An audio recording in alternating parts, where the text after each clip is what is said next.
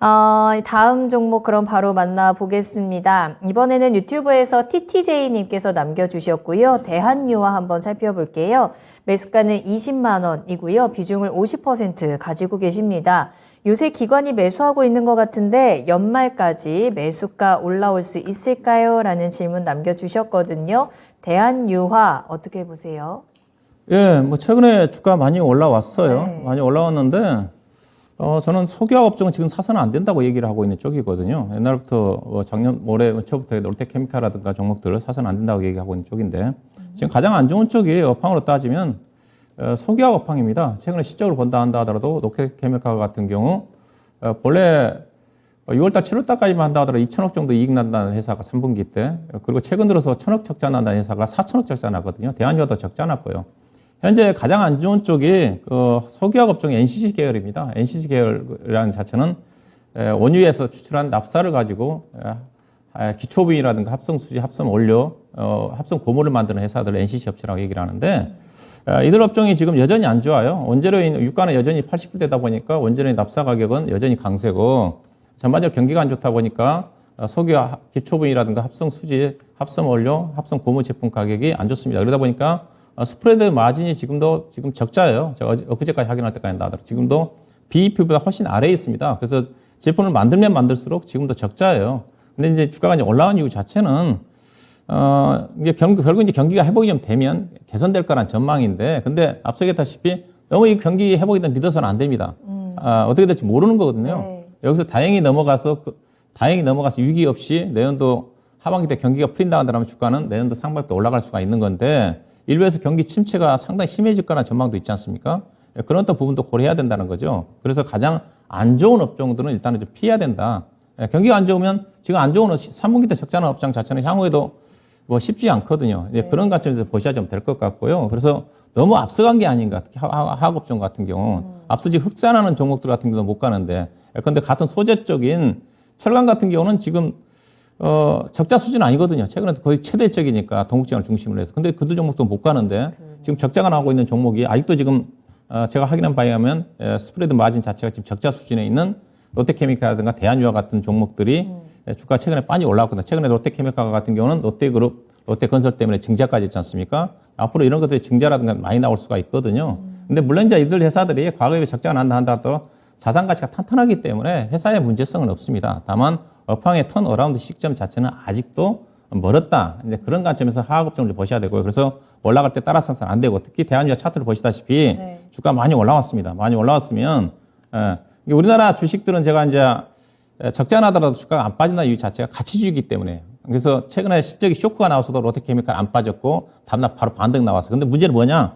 적자가 난 수준에 주가 가겠습니까? 이게 우리나라 주가 자체는 아무리 악재가 노출돼도 코스피 대부분 가치주들은 주가 덜 빠져요. 대신 호재가 나와도 주가 못 갑니다. 이게 올라갈 때 따라서 하시면 안 돼요. 근데 과다하게 올랐다는 거죠. 현재 업황 수준을 감안하면. 자, 그렇게 좀 보셔야 좀 될 것 같고. 근데 이분은 지금 20만 원대 사셔가지고 네. 지금 그렇죠? 엄청 지금 거의 고생하고 계시잖아요. 1년 전에 사셨거든요. 지금요. 20만 원대는 여기도 안 나오잖아요. 이때 2021년도 12월 달에 잠깐 20만 원 찍었는데 이때 사셨는지 모르겠지만 최소한 지금 1년 전에 사셔가지고 고생하고 계시거든요. 맞아요. 그러면 이렇게 생각하셔야 됩니다. 자, 그러면 최근 얼마까지 올라왔어요? 17만 원까지 올라왔네요. 그렇죠? 이분이 10%도 아니고 50%입니다.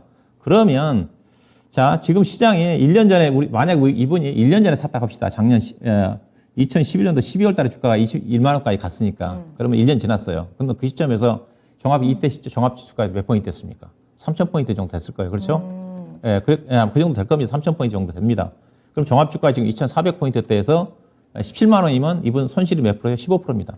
15%면 주가 손실 안 난 거예요. 네. 그렇죠? 다른 것들 지금 약간 카카오 그룹이라든가 일부 종목들 같은 경우는 지금 거의 몇 분의 1 토막이지 않습니까? 그 다음에 제약 바이오 종목 같은 경우 다 3분의 1 토막 종목들 많아요. 그러면 어떻게 됐어요, 이분은? 팔아야죠. 파셔가지고 20만 원 원금 올라갈 때까지 기다리는 게 아니라 최소한 20% 정도는 팔아야 되겠죠. 그래서 일단 파셔야 됩니다. 20만 원 기다리시면 안 돼요. 다시 내려올 가능성이 크다고 봐야죠.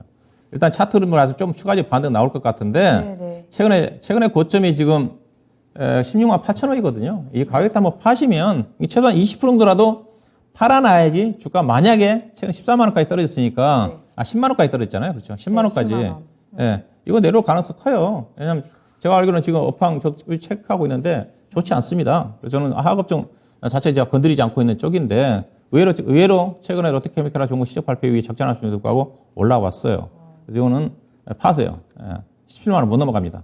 20%라도 팔아놔야지. 네. 그래야지 나중에 14만 원이라든가 12만 원, 13만 원 떨어지면 추가 매수할 다시 되살 수가 있는 거잖아. 근데 지금 50%인 상태에서 주가 떨어지다가 못 샀을 거야, 아마 해서. 그렇죠. 물타기를 안 했다는 거지 않습니까? 20만 원 샀다는 것 자체는. 그래서 최소한 저는 반이라도 17만 원 근처에 약간 추가적으로 약간 최근에 고점 정도 온다면 매도하셔서 다시 내려올 때를 좀 대비를 하든가 그렇지 않으면 이 종목까지 거의 1년 이상 고생하셨는데 다른 종목적으로 다른 종목도 앞서 얘기했다시피 대규모 이익이 났음에도 불구하고 주가 못 가는 주식이 많은데 지금 적산하는 주식이 얼마만큼 가겠습니까? 그래서 최소한 비중 축소 의견을 제시해 드리도록 할 거고요. 일단은 네. 매도 목표는 최근에 고점 돌파하기 힘들다. 16만 8천원을 고점으로 해가지고 최소한 20% 정도는 현금 하시고 나머지는 미련 갖고 있으시면 내년도 경기가 회복되면 결국 가겠죠. 주가 벌린 이제 경기 관련 종목들은 그런 부분이 있습니다. 안 좋을 때 사가지고 이제 고포에 사가지고 저포에 팔아라. 이제 그런 격언이 맞기는 맞아요. 네. 근데 어디가 바닥일지 모른다는 거죠. 문제 자체는. 맞아요. 내년도 턴어라운드가 진행이 된다 한다면 가겠죠. 턴어라운드 종목도 주가 빨리 가는 거니까. 그렇지만 현재는 내년도 경기 침체 기간이 얼마만큼 길어질지도 모르는 부분이기 때문에 현재는 비중이 많기 때문에 반 정도는 최소한 파는 게 좀 정답인 것 같다. 그래서 비중 축소 의견을 제시해 드리도록 하겠습니다. 좋습니다. 대한유화 최근에 정말 가파르게 올라왔고요. 이 종목이 리스크를 안고 있다라는 점까지 함께 체크를 해드렸어요. 지금 시청자님께서는 매수가도 높고 비중도 굉장히 무겁게 가지고 계시기 때문에 이러한 리스크 관리도 반드시 필요할 것 같습니다. 16만 8천 원 최근에 고점이었죠. 그 선에서는 비중을 줄이면서 대응하는 전략까지 꼭 꼼꼼하게 확인해 보시면 좋을 것 같네요.